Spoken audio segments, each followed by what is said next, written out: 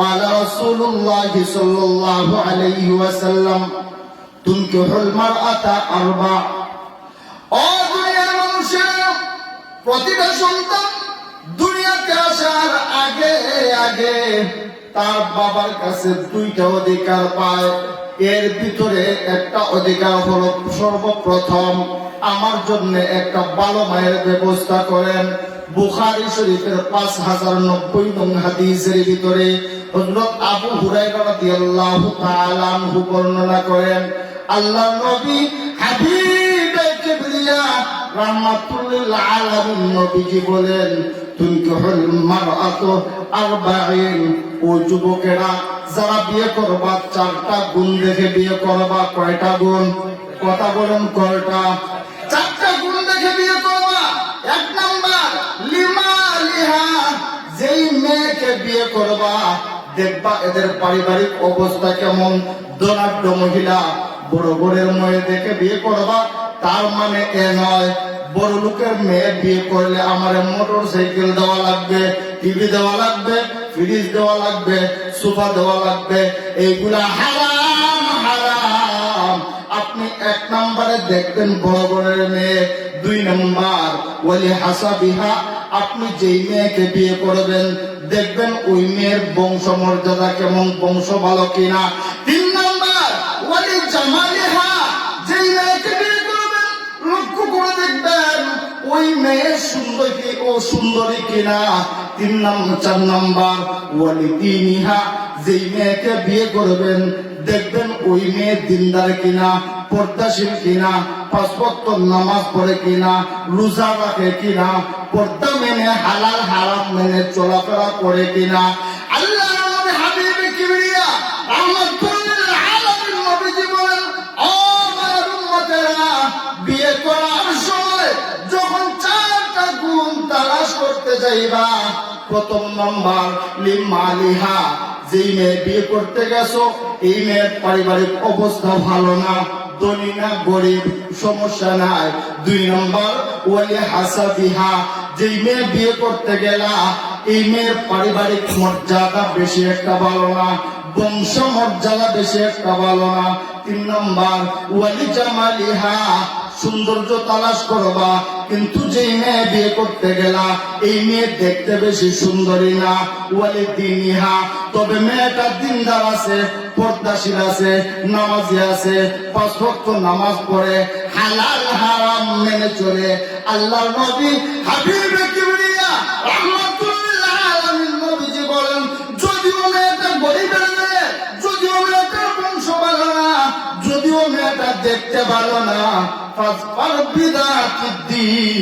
তবে তার দিনদারিকে প্রাধান্য দাও। কি প্রাধান্য দাও? কথা বলেন। দিনদারিকে প্রাধান্য দাও। অর্থাৎ মেয়ে সুন্দর না, গরিবের মেয়ে, মেয়ের বংশ ভালো না কিন্তু দিনদার আছে, নবীজি বলেন এই দিনদারিকে প্রাধান্য দাও। রাসূল আকরাম সাল্লাল্লাহু আলাইহি ওয়াসাল্লাম বলেন, তারিবাত ইয়াদাক, কেউ যদি দিনদারিকে প্রাধান্য না দেয় তাহলে তার দুই হাত ধ্বংস হোক, তুমি ধ্বংস হয়ে যাও। তাহলে বিয়ে করার জন্য এক নম্বরে কি প্রাধান্য দিতে হবে? দিনদার। মেয়েটা পর্দাশীল কিনা, মেয়েটা গরিবের মেয়ে, সমস্যা নাই, মেয়েটা দেখতে পারো না, সমস্যা নাই, মেয়েটার বংশ নিম্ন বংশ, সমস্যা নাই, যদি মেয়েটা দিনদার হয়, যদি মেয়েটা নামাজি হয়, যদি মেয়েটা পর্দাশীল হয়, রাসূল বলেন বিয়ে করে নাও। আর যদি তুমি দিনদারিকে প্রাধান্য দিয়ে বিয়ে না করো, রাসূল বলেন তারিবাত ইয়াদাক, তোমার দুই হাত ধ্বংস হোক, তোমার দুনিয়া আখিরাত ধ্বংস হোক, তুমি ধ্বংস হয়ে যাও। তাহলে এক নম্বরে আমরা কি দেখব? দিনদার। এক নম্বরে কি দেখব? দিনদার। আল্লাহ রাসূল সাল্লাল্লাহু আলাইহি ওয়াসাল্লাম আরেকটা হাদিসের ভিতরে বলেন, মুসলিম শরীফের 3535 নং হাদিসের ভিতরে এসেছে, ওয়ালা রাসূলুল্লাহ সাল্লাল্লাহু আলাইহি ওয়াসাল্লাম আদ-দুনিয়া মাতা। আল্লাহ নবী হাবিবে কিবরিয়া রাহমাতুল লিল আলামিন নবীজি বলেন, আদ-দুনিয়া মাতা, দুনিয়া ভোগের জায়গা।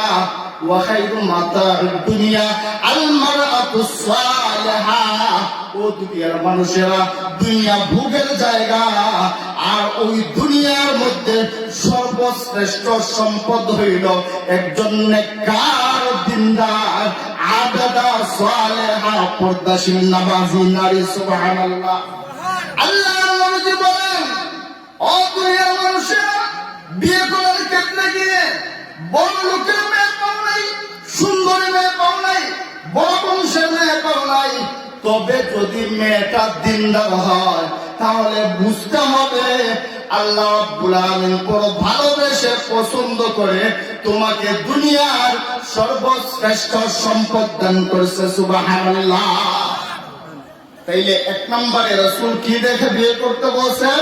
কথা বলেন, কি দেখে? দিনদার। রাসূল বলেন সন্তানের 2 নম্বর পাওনা, প্রথম নম্বর তুমি দিনদার মেয়ে দেখে বিয়ে করলাম। রাসূল আকরাম সাল্লাল্লাহু আলাইহি ওয়াসাল্লাম বলেন, ও আমার উম্মতেরা, তোমার কাছে তোমার সন্তানের 2 নম্বর পাওনা বুখারী শরীফের ভিতরে আসছে। আল্লাহর রাসূল সাল্লাল্লাহু আলাইহি ওয়াসাল্লাম বলেন, তুমি যখন তোমার স্ত্রীর কাছে যাইবা, পবিত্র সম্পর্ক স্থাপনের মাধ্যমে সন্তান কামনা করে যখন তুমি তোমার স্ত্রীর কাছে যাইবা, তখন ও দুনিয়ার মানুষেরা সবাই একটা দোয়া পড়বা। কি পড়বা? একটা দোয়া পড়বা। আল্লাহর রাসূল বলেন, কি দোয়া পড়বা? বিসমিল্লাহি আল্লাহুম্মা জান্নিবনাশ শাইতান। আল্লাহ তাআলা আমাদের থেকে শয়তানকে দূরে রাখো। ওয়াজান্নিবিশ শাইতানা মা রাযাকতানা। ও আল্লাহ, আমাদের পবিত্র সম্পর্ক স্থাপনের মাধ্যমে যেই সন্তান দিবেন, আল্লাহ তাআলা ওয়াজান্নিবিশ শাইতানা মা রাযাকতানা, মেহেরবানি করে আমাদের সন্তান থেকে ও শয়তানকে দূরে রাখেন। আল্লাহর রাসূল বলেন, ওয়া কুদিয়া বাইনাহুমা ওয়ালা। ও দুনিয়ার মানুষেরা, এই পবিত্র সম্পর্ক স্থাপনের মাধ্যমে যদি কোনো সন্তান আসে, লাম ইয়াদুররুহু শাই, লাম ইয়াদুররুহু শাইতান। অন্য বর্ণনা আসছে লাম ইয়াদুররুহু শাই। ওই পবিত্র সম্পর্ক স্থাপনের মাধ্যমে যদি কোনো সন্তান আসে, ওই সন্তানের ক্ষতি শয়তান করতে পারবে না। এখন অনেকে বলতে পারেন যে আমরা আরবি দোয়া মনে রাখতে পারবো না, তাহলে আমাদের করণীয় কি? আমরা যদি বিসমিল্লাহি আল্লাহুম্মা জান্নিবনাশ শাইতান এই আরবি দোয়াটা মনে রাখতে না পারি, অন্তত পক্ষে বাংলায় এটা বলা যে আল্লাহ আমাদের থেকে শয়তানকে দূরে রাখো। তাহলে প্রথম নম্বর হলো দিনদারের জন্য মায়ের ব্যবস্থা করা, 2 নম্বর হলো শয়তান থেকে আল্লাহর কাছে পানা চাওয়া। সন্তান দুনিয়াতে আসার আগে মা বাবার কাছে এই 2টা পাওনা। আর দুনিয়াতে আসার পরে প্রতিটা সন্তানের মা বাবার কাছে 12টা পাওনা। কয়টা? 12টা অধিকার। 1 নম্বর অধিকার হলো কানে আজান দেওয়া। কি করা? কথা বলেন, কি করা? কানে আজান দেওয়া। ছেলে হলো কানে আজান দিবে, মেয়ে হলো কানে আজান দিবে। উভয়ের ক্ষেত্রেই আজান দিতে হবে। তবে আমাদের সমাজে কিছু সংখ্যক মানুষের একটা স্বভাব আছে, যদি ছেলে হয় তাহলে খুশির সীমা নাই, আর যদি মেয়ে হয় তাহলে চেহারাটা মলিন হয়ে যায়। কথা ঠিক কিনা? চেহারা মলিন হয়ে যায়। শুধু তা না, অনেক সময় স্ত্রীকে মারধর পর্যন্ত করে। এইরকম নাফরমানও আছে, স্ত্রীর তালাক পর্যন্ত দিয়ে দেয়। অথচ এই সন্তান তো বাবাও বানায় না, মাও বানায় না। এই সন্তানকে দেন কে? আল্লাহ। এই সমস্ত নাফরমানি যারা করে, ছেলে হলে খুশি আর মেয়ে হলে বেজার, এই সমস্ত কাজ হারাম হারাম হারাম। আমাদের মধ্যে যে একদল মানুষ আছে, মেয়ে হইলে চেহারা মলিন করে, এটা আল্লাহ জানে কি জানে না? কথা বলেন না, আল্লাহ জানে কি জানে না? আল্লাহ জানে। আল্লাহ রাব্বুল আলামিন সূরা নাহল 58 নং আয়াতের ভিতরে বলেন, ওয়া ইযা বুশিরা আহাদুহুম বিল উনসা ওয়াল্লা ওয়াজহুহু মুসওয়াদ্দান ওয়া হুয়া কাযীম।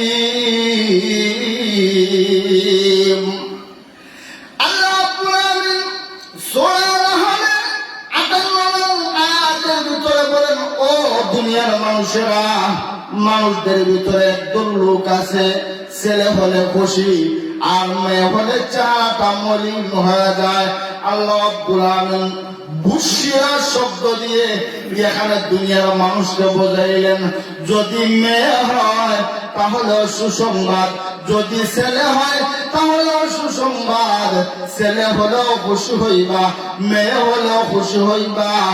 আর যারা মেয়ে হওয়ার পরে বেজার হয়ে যায়, চেহারাটা মলিন করে ফেলে, এটা হচ্ছে অনুইসলামিক, অমানবিক কাজ। এটা ইমানের কাজ না, এটা মুসলমানের কাজ না, এটা ইসলামের কাজ না। ছেলেও আল্লাহ দেয়, মেয়েও আল্লাহ দেয়। অর্থাৎ এখান থেকে আমাদেরকে আল্লাহ বুঝাইতে চায়, ও দুনিয়ার মানুষেরা, ছেলে হইলে যেভাবে খুশি হইবা, মেয়ে হইলেও, কথা বলেন না, মেয়ে হইলেও সেইভাবে খুশি হইবা। আর যদি মেয়ে হইলে তোমার চেহারাটা মলিন হয়ে যায়, তাইলে তুমি নাফরমান, তুমি আল্লাহর বিধানের অস্বীকার করলা, আল্লাহর বিধানের সাথে তুমি বেয়াদবি করলা। তাহলে এক নাম্বার পাওনা কি? কানে আজান দেওয়া। কি করা? কানে আজান দেওয়া। আবু দাউদ শরীফের 5105 নং হাদিসের ভিতরে হযরত আব্দুল্লাহ ইবনে হযরত উবাইদুল্লাহ ইবনে রাফি' রাদিয়াল্লাহু তাআলা আনহুমা বর্ণনা করেন, রাআইতু রাসূলুল্লাহ সাল্লাল্লাহু আলাইহি ওয়াসাল্লাম আযানা ফি উযুনিল হাসান ইবনে আলী ওয়া লামাতুহু ফাতিমা। দুনিয়ার মানুষেরা, আমি উবাইদুল্লাহ ইবনে রাফি' লক্ষ্য করে দেখেছি আল্লাহর নবীর আদরের দুলালি কন্যা হযরতে ফাতিমা রাদিয়াল্লাহু তাআলা আনহার ঘরে যখন হযরত হাসান রাদিয়াল্লাহু তাআলা আনহু জন্মগ্রহণ করেন, বিসসালাত, যেইভাবে নামাজের জন্য আমরা আযান দেই, আল্লাহর নবী রাহমাতুল লিল আলামিন নবীজি ঠিক সেইভাবে হযরত হাসান রাদিয়াল্লাহু তাআলা আনহুর কানে আযান দিলেন। যেইভাবে আমরা নামাজের জন্য আযান দেই, ঠিক সেইভাবে আল্লাহর রাসূল সাল্লাল্লাহু আলাইহি ওয়াসাল্লাম হযরত হাসান রাদিয়াল্লাহু তাআলা আনহুর কানে আযান দিয়া সারা দুনিয়ার উম্মতদেরকে শিক্ষা দিলেন, ও উম্মতেরা, আমি তো নবী শুধু আমার হাসানের কানে আযান দিয়েছি তা নয়, কিয়ামত পর্যন্ত যত মুসলমান ইমানদারদের ঘরে ছেলে আসবে, মেয়ে আসবে, প্রত্যেকটা মা বাবার জন্য, প্রত্যেকটা মা বাবার কাছে সন্তানের এক নাম্বার পাওনা হলো তার কানে আযান দাও। কি করো? আযান দাও। দুই নম্বর পাওনা হলো তাহনিক করানো। কি করানো? তাহনিক করানো। এবার আসেন তাহনিক কাকে বলে? তাহনিকটা তো আগে বোঝা দরকার, শুধু তাহনিক বললেই তো হবে না। তাহনিক হচ্ছে আপনি যেই এলাকায় বসবাস করেন বা আপনার সন্তান যেই জায়গায় জন্মগ্রহণ করছে, সেই এলাকার আশেপাশে কোনো মসজিদ বা কোনো মাদ্রাসা বা কোনো আল্লাহওয়ালা আলেম যদি থাকেন, আপনার সন্তান জন্মগ্রহণ করার পর যদি সম্ভব হয় ওই আলেমকে দাওয়াত করে আপনার বাড়িতে নিবেন। আর যদি উনাকে দাওয়াত করে আপনার বাড়িতে নেওয়া সম্ভব না হয়, তাহলে আপনার বাচ্চাকে নিয়ে ওই আলেমের কাছে যাইবেন, গিয়ে একটা খেজুর হুজুরের কাছে দিবেন। হুজুর খেজুরটা চিবাবে, চাবানোর পর খেজুর যেই খেজুরটুকু চাবানো হবে, এখান থেকে একটু খেজুর হুজুর নিজ হাতে বাচ্চাটার মুখের তালুতে, দাঁতের মাড়ি যেই জায়গায় থাকে, যেই জায়গায় দাঁত উঠবে, এই মাড়িতে লাগায় দিবে। ওইটাকেই বলা হয় তাহনিক। হযরত আসমা বিনতে আবু বকর রাদিয়াল্লাহু তাআলা আনহুমা বলেন, আন্নাহা আমালাত বিআব্দুল্লাহ ইবনে যুবাইর রাদিয়াল্লাহু তাআলা আনহুমা। হযরত আসমা রাদিয়াল্লাহু তাআলা আনহা বলেন, ও দুনিয়ার মানুষেরা, আমার সন্তান আব্দুল্লাহ ইবনে যুবাইর যখন আমার গর্ভে, আমার সন্তান আব্দুল্লাহ ইবনে যুবাইর তখনও দুনিয়াতে আসে নাই। আব্দুল্লাহ ইবনে যুবাইর রাদিয়াল্লাহু তাআলা আনহুকে ঐতিহাসিক সন্তান বলা হয়। আব্দুল্লাহ ইবনে যুবাইর রাদিয়াল্লাহু তাআলা আনহুকে ঐতিহাসিক সন্তান বলার পিছনেও একটা কারণ আছে। হযরত আসমা রাদিয়াল্লাহু তাআলা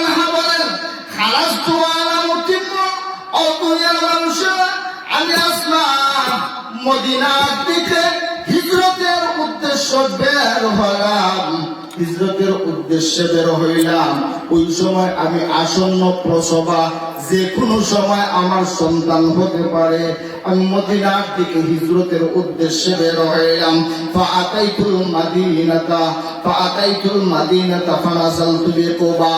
আমি আস্তে আস্তে মদিনায় প্রবেশ করলাম, কুবাতে অবতরণ করলাম। ফাওয়ালাদাতুহু, কুবাতে অবতরণ করার পর আমার পুত্র সন্তান আব্দুল্লাহ ইবনে জুবায়ের দুনিয়াতে আসলেন। ثم أتيت به النبي صلى الله عليه وسلم حضرت أسماء বলেন ثم أتيت به النبي صلى الله عليه وسلم ও দুনিয়ার মানুষেরা, আমার সন্তান আব্দুল্লাহ ইবনে জুবায়েরকে নিয়ে আমি রাহমাতুল লিল আলামিনের কাছে গেলাম। ফাওয়াদাতুহু ফি হিজরিহি, আমার সন্তান আব্দুল্লাহ ইবনে জুবায়েরকে নবীজির কোলে দিলাম। সুম্মা বিতামরা, আল্লাহর নবী রাহমাতুল লিল আলামিন একটা খেজুর আনলেন। আল্লাহর নবী রাহমাতুল লিল আলামিন খেজুর আনলেন। সুম্মা তাবারা ফিহি, এবং আল্লাহর নবী রাহমাতুল লিল আলামিন নবীজি নিজের মুখের থুতু মোবারক আমার সন্তান আব্দুল্লাহ ইবনে জুবায়েরের মুখে দিলেন। বুখারী শরীফের অন্য এক বর্ণনা আসছে, ফাকানা আউয়ালা শাই দাখালা জাওফাহু রাহিক।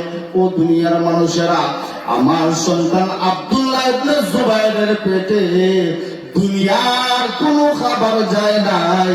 সর্বপ্রথম আমার সন্তানের পেটে আল্লাহর নবী রাহমাতুল লিল আলামিনের থুতু গিয়েছে। হযরত আব্দুল্লাহ ইবনে জুবায়ের রাদিয়াল্লাহু তাআলা আনহুকে কেন ঐতিহাসিক সন্তান বলা হয়? এর কারণ হলো আল্লাহর নবী রাহমাতুল লিল আলামিনের সাহাবীরা যখন হিজরত করে মদিনায় গেলেন, মদিনায় যাওয়ার পর মুসলমানদের কোনো সন্তান হয় না। মদিনার কাফিরেরা বিভিন্ন ভাবে বিভিন্ন জন বলতেছে, মুসলমানেরা মনে হয় সমস্ত খারাপ নিয়ে মদিনাতে আসছে, এই জন্য তাদের কোনো সন্তান হয় না। ওয়াকানা আউয়ালা মাউলুদিন উলিদা ফিল ইসলাম। মুসলমানেরা হিজরত করে মদিনাতে যাওয়ার পর সর্বপ্রথম মুসলমানদের মধ্যে হযরত আব্দুল্লাহ ইবনে জুবায়েরের জন্ম হয়। মুসলমানরা যখন মদিনায় গেলেন, যাওয়ার পর মুসলমানদের কোনো সন্তান হয় না, একজন মুসলমানের ঘরেও সন্তান হয় না। মদিনার কাফিররা বলাবলি শুরু করেছে যে মুসলমানরা মনে হয় সমস্ত খারাপি লইয়া মদিনায় আসছে মক্কা থেকে, এই জন্য মুসলমানের কোন সন্তান জন্ম নেয় না। আর ওই সময়ে আল্লাহ রাব্বুল আলামিন সর্বপ্রথম হযরত আব্দুল্লাহ ইবনে জুবায়ের রাদিয়াল্লাহু তাআলা আনহুকে হযরত আসমা রাদিয়াল্লাহু তাআলা আনহার গর্ভে পৃথিবীতে পাঠিয়ে দেন। সুবহানাল্লাহ। 3 নম্বরে হচ্ছে, যখন কোন নবজাতক দুনিয়াতে আসে, আমরা যারা এই নবজাতক বাচ্চাকে দেখতে যাই, আমাদের কাছে এই বাচ্চাটা পায় কি? আজকে তো আমাদের অবস্থা হলো, কোন বাচ্চা যদি জন্ম নেয়, বাচ্চা জন্ম নেওয়ার পরে মামা যায়, মামি যায়, নানা যায়, নানি যায়, খালা যায়, ফুফু যায়, যে বা যারা যেখান থেকেই দেখতে যায়, গিয়া আগে ফেসবুকের মধ্যে ছবি একটা উঠাইয়া ফেসবুকে আপলোড দেয়। কথা ঠিক কিনা? ফেসবুকে আপলোড দেয়, বাবারে পাঠাইয়া দেয়, চাচারে পাঠাইয়া দেয়, দাদারে পাঠাইয়া দেয়, নানারে পাঠাইয়া দেয়, যে দেখো কত সুন্দর হয়েছে। মূলত একটা সন্তান দুনিয়াতে আসার পর আপনার আমার কাছে সর্বপ্রথম তার পাওনা এটা নয় যে দুনিয়াতে আসছে ছবি উঠাও আর ফেসবুকে আপলোড দাও, এটা তার পাওনা নয়। একটা নবজাতক বাচ্চা দুনিয়াতে আসার পর বাচ্চার 3 নম্বর পাওনা হলো, আমরা যারা ওই বাচ্চাকে দেখতে যাই, আমরা যেন ওই বাচ্চার জন্য বরকতের দোয়া করি। কি করি? কথা বলেন, কি করি? বরকতের দোয়া করি। عن عائشة رضي الله تعالى عنها قالت يؤتى بالصبيان كان رسول الله صلى الله عليه وسلم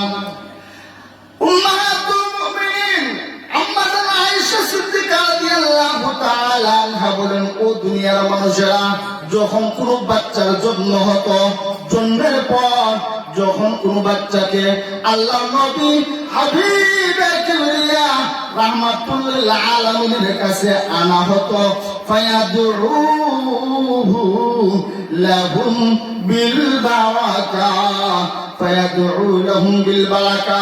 আল্লাহ নবী হাবিবে কিবরিয়া রাহমাতুল আলামিন নবীজি ওই বাচ্চার জন্য বরকতের দোয়া করতেন। সুবহানাল্লাহ। যখন কোনো বাচ্চা হইতো, নবীজির কাছে নিয়ে যাওয়ার পর রাসূল আকরাম সাল্লাল্লাহু আলাইহি ওয়াসাল্লাম ওই বাচ্চার জন্য বরকতের দোয়া করতেন।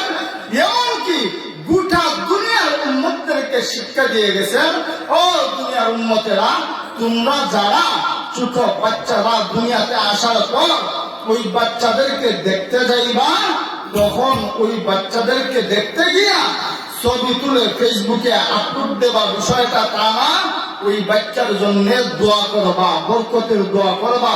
আল্লাহ ওই বাচ্চাকে নেকের সাথে হায়াত বানায় দাও, এই বাচ্চাকে আমাদের নাজাতের উসিলা বানায় দাও, এই বাচ্চাকে ইসলামের খাঁটি অনুসারী বানায় দাও। আমরা এখন থেকে এই নিয়ত করি, আগে যা করছি অন্তত হচ্ছে সামনে যদি কোনো বাচ্চাকে দেখতে যাই, তাহলে আমরা তার জন্য কি করব? বরকতের দোয়া করব। জুড়ে বলেন, কি করব? বরকতের দোয়া করব। এইটা আমাদের কাছে তার পাওনা। যদি না দেই তাহলে আমরা পাওনাদারের পাওনা দিলাম না। 4 নম্বর, একটা বাচ্চা দুনিয়াতে আসার পর 4 নম্বরে তার মা বাবার কাছে পাওনা হলো আকিকা। কি করা? আকিকা করা। নাসাই শরীফের 4220 নম্বর হাদিসের ভিতরে আসছে, قال رسول الله صلى الله عليه وسلم كل غلام ركيب بالعقيقة। ও দুনিয়ার মানুষেরা, প্রত্যেকটা সন্তান দুনিয়াতে আসার পর তার 4 নম্বর পাওনা হলো বাচ্চা দুনিয়াতে আসার পর তার জন্য আকিকা করবা। আকিকা করবা কোন দিন? আল্লাহর নবী রাহমাতুল লিল আলামিন বলেন, তুযবাহু আনহু ইয়াউমা সাবিহি। বাচ্চার জন্মের যখন 7 দিন হবে, কয় দিন? যখন 7 দিন হবে, 7 দিনের দিন বাচ্চার আকিকা করবা। ওয়া ইউহলাকু রাসাহু, শুধুমাত্র আকিকা করবা তা নয়, 7 দিনের দিন তার মাথার চুলগুলা বেড়ে দিবা। আল্লাহ নবী হাবিবে কিবরিয়া রাহমাতুল লিল আলামিন নবীজি হযরত ফাতিমা রাদিয়াল্লাহু তাআলা আনহার সন্তান হযরত হাসান রাদিয়াল্লাহু তাআলা আনহুর যেই দিন 7 দিন হলো, আল্লাহ নবী হাবিবে কিবরিয়া হযরত ফাতিমাকে বলেন, ইয়া ফাতিমা ইহলিকি রাসাহু। ও ফাতিমা, হাসানের মাথার চুলগুলো মুন্ডন করে দাও। ওয়া তাসাদদাকি বিজিনাতি শারিহি ফিদ্দা। শুধু চুল মুন্ডন করে দিবা তা নয়, আরেকটা কাজ করবা, হাসানের চুলগুলোর সাথে ওজন দাও, রূপা। কি ওজন দাও? রূপা ওজন দাও। চুলগুলোর ওজন যতটুকু, ততটুকু রূপা আল্লাহর রাস্তায় সদকা করে দাও, অথবা সম পরিমাণ টাকা আল্লাহর রাস্তায় সদকা করে দাও। কি করবেন? 7 নম্বর দিনে আকিকা দিবেন। শুধু আকিকা না, মাথার চুল ফালাইবেন। তারপর যদি তৌফিক থাকে তাহলে ওই চুলগুলাকে ওজন দিয়া এই চুলের ওজন পরিমাণ রূপা আল্লাহর রাস্তায় দান করে দিবেন, অথবা তার মূল্য যতটুকু আসে ততটুকু আল্লাহর রাস্তায় দান করে দিবেন। এখন মনে করেন অনেক মানুষ আছে, সন্তান দুনিয়াতে আসছে, 7 দিন হয়ে গেছে, কিন্তু আকিকা দেওয়ার মতো তৌফিক নাই। 7 দিনের দিন আকিকা দিতে পারছেন না, তাহলে কি করবেন? আল্লাহর রাসূল বলেন, আউলি 14। যদি 7 দিনের দিন না পারো তাইলে 14 দিনের দিন আকিকা দাও। আর যদি 14 দিনের দিনও না পারো, আউলি 21, তাহলে 21 দিনের দিন আকিকা দাও। যদি 7 দিনের দিন না পারো 14 দিনে দাও, 14 দিনে পারো না 21 দিনে দাও, 21 দিনেও দিতে পারো না, তাহলে যে কোনো সময় সন্তানের পক্ষ থেকে আকিকা দাও। আল্লাহর রাসূল বলেন আকিকার মাধ্যমে আল্লাহ রাব্বুল আলামিন এই ছোট্ট শিশুর সমস্ত কষ্ট দূর করে দেন। সুবহানাল্লাহ। তাইলে বললাম কয়টা? চারটা। 5 নাম্বার পাওনা সুন্দর নাম রাখা। কি রাখা? কথা বলেন না, কি রাখা? সুন্দর নাম রাখা। সুন্দর নাম কি? নাট বল্টু স্কুল এইগুলা, বেবি টেস্টি, কত নব ঢঙ্গের নাম আছে। এমনও নাম আছে শুনলে পরে বোঝা যায় না এটা ছেলে নামে। কথা ঠিক কিনা? ছেলে নামে এটাই বোঝা যায় না। অথচ আল্লাহর রাসূল বলেন বাচ্চাদের জন্য সুন্দর একটা নাম রাখা। বুখারী শরীফের 11 নম্বর খণ্ড 133 নং পৃষ্ঠার ভিতরে হযরত আব্দুল্লাহ ইবনে আব্বাস রাদিয়াল্লাহু তাআলা আনহুমা থেকে বর্ণিত। হযরত আব্দুল্লাহ ইবনে আব্বাস রাদিয়াল্লাহু তাআলা আনহুমা বলেন قد علمنا حق الوالد فما حق ولدي يا رسول الله।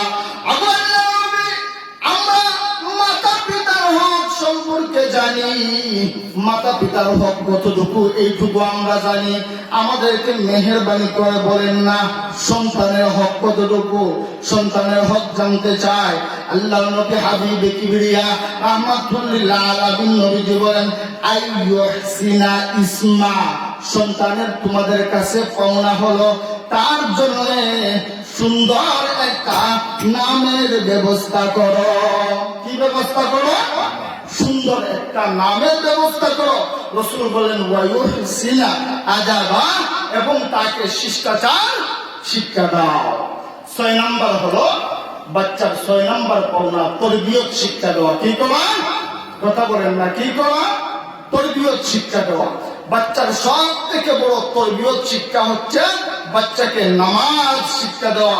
আবু দাউদ শরীফের 455 নং হাদিসের ভিতরে রাসূল আকরাম সাল্লাল্লাহু আলাইহি ওয়াসাল্লাম বলেন মুরু আওলাদাকুম বিসসালাত ওয়া হুম আবনাউ 7 সিনিন। ও দুনিয়ার মানুষেরা, আমার উম্মতেরা, তোমার বাচ্চার বয়স যখন 7 বছর, কয় বছর? কথা বলেন না, কয় বছর? 7 বছর। তখন তুমি তোমার বাচ্চাকে নামাজের জন্য আদেশ করো। 7 বছর বয়সে তোমার বাচ্চাকে আদেশ করার পর নামাজ পড়ে না, আল্লাহর নবী বলেন ওয়াদরিবুহুম, তাহলে মৃদু আঘাত করো, হালকা পিটাও। ওয়াদরিবুহুম আলাইহা ওয়া হুম আবনাউ 10 সিনিন। 7 বছর বয়সে যদি নামাজ না পড়ে, তাহলে 10 বছর বয়সে তাকে নামাজ পড়ার জন্য মৃদু আঘাত করো। কি করো? আঘাত করো। আমরা তো 7 বছর আর 10 বছর না, আমরা 20 বছর হয়ে গেলেও নামাজের জন্য শাসন করি না। সন্তানের হক আমরা দেই নাই। যদি সন্তানের এই হকটা আমরা দিতাম, তাহলে সন্তান শেষ পর্যন্ত দেখতেন, শেষ নিঃশ্বাস পর্যন্ত আপনার আমার খেদমত করত। আজকে দুনিয়াতে সমস্যা আসে কোন জায়গায়? একজন আপনার কাছে টাকা পায় 500, আপনি যদি তার টাকা না দিতে পারেন, তাইলে বেজার লাগবে নাকি শান্তি থাকবে? কথা বলেন না, বেজার লাগবে নাকি শান্তি আসবে? বেজার লাগবে। সুতরাং আজকে লক্ষ্য করলে দেখা যায় অনেক মা বাবা আছে নীরবে কান্না করে। অনেক হুজুরকে বলে হুজুর আমার ছেলে আমার খেদমত করে না, আমার যত্ন করে না, আমাকে মূল্যায়ন করে না। আপনি যে আজকে হুজুরদের কাছে জিজ্ঞেস করেন আমার ছেলে আমার খেদমত করে না, আপনি নিজেকে জিজ্ঞেস করেন আপনার ছেলের পাওনা আগে দিয়েছেন। যদি আপনার ছেলের পাওনা দেন, যদি আপনার মেয়ের পাওনা দেন, তাহলে অবশ্যই ওই সন্তান সুসন্তান হবে, অবশ্যই ওই সন্তান তোমার খেদমত করবে। তাহলে বাচ্চা 6 নম্বর গেল। 7 নম্বর অধিকার সন্তানের। 7 নম্বর অধিকার হচ্ছে সন্তানকে সুশিক্ষা দেওয়া। কি দেওয়া? সুশিক্ষা দেওয়া। প্রতিটা সন্তান আপনার কাছে সুশিক্ষা চায়। আপনি যদি সুশিক্ষা দিয়ে আপনার সন্তানকে গড়ে তুলতে পারেন, তাইলেই দেখবেন আপনার ওই সন্তান আপনার জন্য দুনিয়া আখিরাতের সফলতা পায় যাবে। তিরমিজি শরীফের 2516 নং হাদিসের ভিতরে আল্লাহর রাসূল সাল্লাল্লাহু আলাইহি ওয়াসাল্লাম হযরত আব্দুল্লাহ ইবনে আব্বাস রাদিয়াল্লাহু তাআলা আনহুকে লক্ষ্য করে বলেন, ইয়া গোলাম ওয়াল্লিমুকা কালিমাত, হে গোলাম, হে বালক, আমি তোমাকে কিছু বিদ্যা শিক্ষা দেব, কিছু বাক্য শিক্ষা দেব, তুমি এগুলো মনে রাখবা। ইহফাজিল্লাহ, তুমি আল্লাহর হেফাজত করবা, আল্লাহকে স্মরণ রাখবা। ইহফাজিল্লাহ ইয়াহফাজকা, তুমি আল্লাহকে স্মরণ রাখবা। তুমি সব অবস্থায় উঠতে বসতে খাইতে ঘুমাইতে চলাফেরা করতে পারিবারিক কাজে সামাজিক কাজে রাজনৈতিক কাজে প্রতিটা অবস্থায় আল্লাহ রাব্বুল আলামিনকে স্মরণ করবা। ইহফাজিল্লাহ, তুমি যদি আল্লাহকে স্মরণ করো, ইয়াহফাজকা, আল্লাহ রাব্বুল আলামিন তোমাকে সমস্ত বিপদ আপদ থেকে হেফাজত করবে। দুই নম্বর হলো সন্তানকে আপনি কোরআন শিক্ষা দিবেন। কি দিবেন? কোরআন শিক্ষা দিবেন। রাসূল আকরাম সাল্লাল্লাহু আলাইহি ওয়াসাল্লাম বলেন, খায়রুকুম মান তাআল্লামাল কুরআনা ওয়া আল্লামা। ও দুনিয়ার মানুষেরা, দুনিয়ার মধ্যে সর্বোত্তম ওই ব্যক্তি যে ব্যক্তি কোরআন শিক্ষা করে এবং শিক্ষা দেয়। কোরআন শিক্ষা করে এবং শিক্ষা দেয়। রাসূল পাক সাল্লাল্লাহু আলাইহি ওয়াসাল্লাম বলেন, তুমি যদি তোমার সন্তানকে কোরআনের শিক্ষা দিয়ে সুশিক্ষায় গড়ে তুলতে পারো, তাহলে তোমার সন্তান আদর্শ সন্তান হবে। ৮ নাম্বার হলো, তুমি যদি জীবদ্দশায় তোমার জায়গা জমি বন্টন করে দিতে চাও।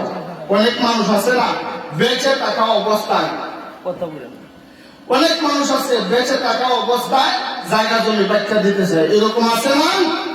৮ নাম্বার হলো, যদি তুমি জীবদ্দশায় তোমার জায়গা জমি তোমার সম্পত্তি বন্টন করে দিতে চাও, তাইলে ছেলে হোক মেয়ে হোক সবাইকে সমানভাবে দিবা।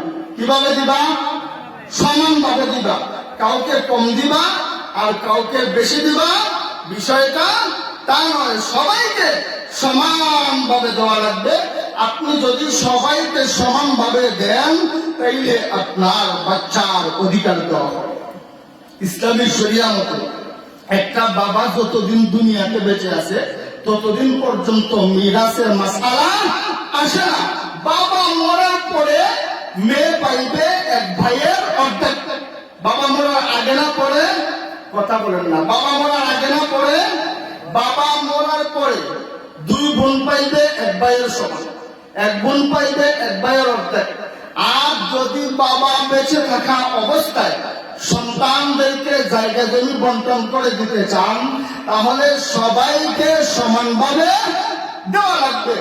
এরপরও যদি আপনি কম বেশি করতে চান, তাহলে ফতোয়া বিভাগে গিয়া মুফতি সাহেবদের কাছে আপনি উল্লেখযোগ্য কারণ বলবেন, বলে উনারা ফতোয়া দিবেন কি করা হয়।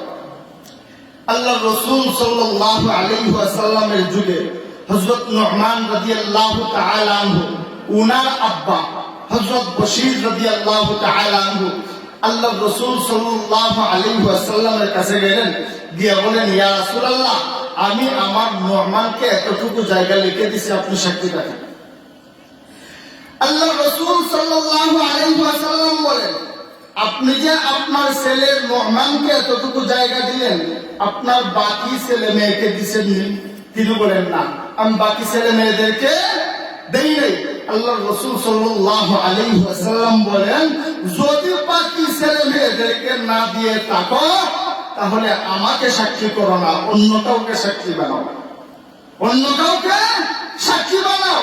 এরপর রাসূল সাল্লাল্লাহু আলাইহি ওয়াসাল্লাম বলেন, তুমি কি চাও তোমার সকল সন্তান তোমার সাথে ভালো ব্যবহার করুক? হযরত বশীর রাদিয়াল্লাহু তাআলা আনহু বলেন, ইয়া রাসূলুল্লাহ, অবশ্যই চাই। আল্লাহর রাসূল বলেন, তাহলে কেন সবাইকে সমানভাবে দিবা না? কোন মা বাবা যদি চায় তার সন্তানাদি যেন, সকল সন্তান যেন তার সাথে ভালো ব্যবহার করে, তাহলে সে বেঁচে থাকা অবস্থায় যদি সম্পদ বন্টন করে দিতে চায়, তাহলে যেন সবাইকে সমানভাবে দেয়। কিভাবে? সমানভাবে। তাইলে ৮ নাম্বার গেল, এবার আসেন ৯ নাম্বার। 9 নম্বর হলো সন্তান বিয়ের বয়স হলে সন্তানকে বিয়ে করায় দেওয়া। কি করায় দেওয়া? বিয়ে করায় দেওয়া। আর সন্তান ছোটবেলায় সন্তানের জন্য সুন্দর একটা নাম রাখা। প্রাপ্তবয়স্ক হয়ে গেলে সন্তানকে বিয়ে করায় দেওয়া। আল্লাহ রাসূল সাল্লাল্লাহু আলাইহি ওয়াসাল্লাম বলেন, ফাইদা বালাগা ফালইউজাউইজুহু। দুনিয়ার মানুষেরা, তোমাদের সন্তান যখন প্রাপ্তবয়স্ক হয়ে যায় তখন সন্তানকে বিয়ে করায়া দিবা।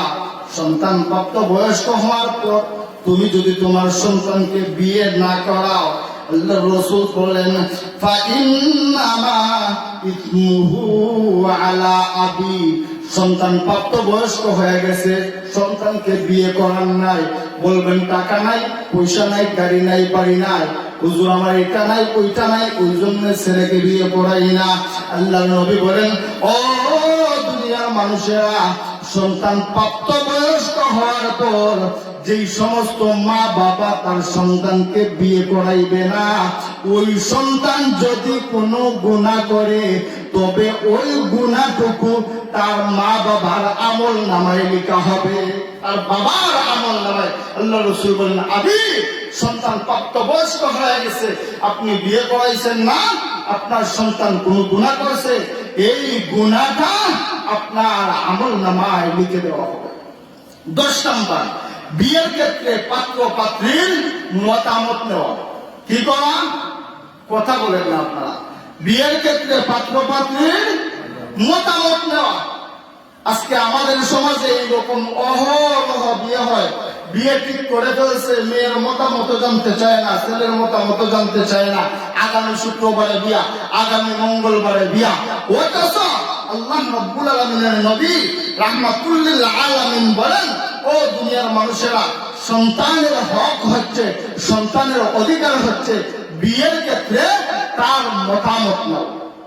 মুসনাদে আহমদের বর্ণনা, আম্মা জান আয়েশা সিদ্দিকা রাদিয়াল্লাহু তাআলা আনহার কাছে একদিন একজন মহিলা আসছেন, একজন মেয়ে মানুষ এসে বলেন, আম্মা জান, আমার আব্বা আমারে জোর করে আমার চাচাতো ভাইয়ের কাছে বিয়ে দিয়েছে। আমাকে জোর করে আমার আব্বা আমার চাচাতো ভাইয়ের কাছে বিয়ে দিয়েছে। আম্মা জান আয়েশা সিদ্দিকা রাদিয়াল্লাহু তাআলা আনহা বলেন, রাসূল আকরাম সাল্লাল্লাহু আলাইহি ওয়াসাল্লাম আসা পর্যন্ত অপেক্ষা করো। রাসূল আকরাম সাল্লাল্লাহু আলাইহি ওয়াসাল্লাম আসার পর আল্লাহ রাসূল সাল্লাল্লাহু আলাইহি ওয়াসাল্লামকে বলা হলো, আমার আব্বা আমার অনুমতি ছাড়া, আমার অমতে আমি রাজি না, আমারে জোর করে আমার চাচাতো ভাইয়ের কাছে বিয়ে দিয়েছে। আল্লাহ রাসূল সাল্লাল্লাহু আলাইহি ওয়াসাল্লাম বলেন, এই মেয়ে, তুমি যদি চাও যে তুমি এই বিয়েতে রাজি থাকবা না, তাইলে আমি তোমাদের বিয়েটা বাতিল বলে দিব। মেয়ে বলেন, আমার আব্বা যেহেতু বিয়ে দিয়ে দিছে, সুতরাং আমার আব্বার মতামতের উপর আমি স্বীকৃতি দিয়ে দিলাম। তবে হে আল্লাহর রাসূল, আপনাকে প্রশ্ন করার উদ্দেশ্য হচ্ছে এটা, কিয়ামত পর্যন্ত যেন প্রতিটা মা বাবা তার ছেলে মেয়েকে বিয়ের আগে তাদের কাছে মতামত জানতে চায়। তাইলে 10 নম্বর পাওনা হলো সন্তানদের কাছে বিয়ের ক্ষেত্রে মতামত চাওয়া। কি চাওয়া? মতামত চাওয়া। এটা হচ্ছে তার অধিকার। আজকে আমাদের সমাজের কি কুসংস্কার শুরু হয়েছে, ছেলেকে বিয়ে করাইবে, বাবা যায় দেখতে, চাচা যায় দেখতে, মামা যায় দেখতে, এগুলা হারাম হারাম হারাম। কেন হারাম করছে? বাবারাও তো ওই মেয়েকে দেখে ভালো লাগতে পারে, বড় তো যায় না, এটা তো মানুষ। চাচারাও তো ভালো লাগতে পারে। এই জন্য প্রতিটা ছেলে বিয়ের জন্য যদি মেয়ে দেখতে হয়, যেই ছেলে বিয়ে করবে ওই ছেলেকে মেয়েকে দেখবে। যদি মেয়ের পছন্দ হয়, ছেলের পছন্দ হয়, তবে বিয়ে হবে। এটা হচ্ছে সন্তানের অধিকার। বিয়ের ক্ষেত্রে সন্তানের মতামত নিতে হবে।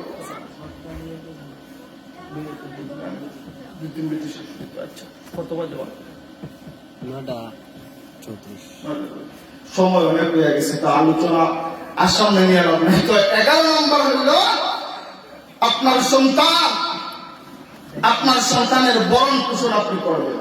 সন্তান জন্ম দিলেন এটাই শেষ না, গাঁজা খাইয়া মদ খাইয়া এটা ওটা করে সব শেষ করে ফেলবেন। আপনি আপনার সন্তানের হক নষ্ট করলেন। আপনি আপনার সন্তানকে বরণ পোষণ করা এটা আপনার দায়িত্ব। 12 নম্বর হলো সন্তানদের জন্য বদদোয়া না করা। কি করা? বদদোয়া না করা। এবার হাদিসের দিক থেকে 11-12টা হক আলোচনা করলাম। কয়টা অধিকার? সন্তানের কয়টা অধিকার? 12টা অধিকার। মা বাবারও সন্তানের কাছে অধিকার আছে 14টা, হক আছে 14টা। আল্লাহ যদি বাঁচায় ইনশাআল্লাহ অন্য কোনো সময় হইব। আল্লাহ তাআলা আল্লাহর রাসূল সাল্লাল্লাহু আলাইহি ওয়াসাল্লাম যেভাবে হাদিসের ভিতরে অসংখ্য অগণিতবার মা বাবার হক, সন্তানের অধিকারের কথা বলছেন, এর পরে কুরআনের ভিতরে আল্লাহ তাআলা বারবার মা বাবার খেদমতের কথা বলছেন। এই দিকেও আলোচনার সামনে নেওয়া সম্ভব না, হুজুর চলে আসছেন। যা বললাম আর যা শুনলাম আল্লাহ যেন আমাদের সবাইকে আমল করার তৌফিক দেন। সকলে বলুন আমিন। আসসালাম।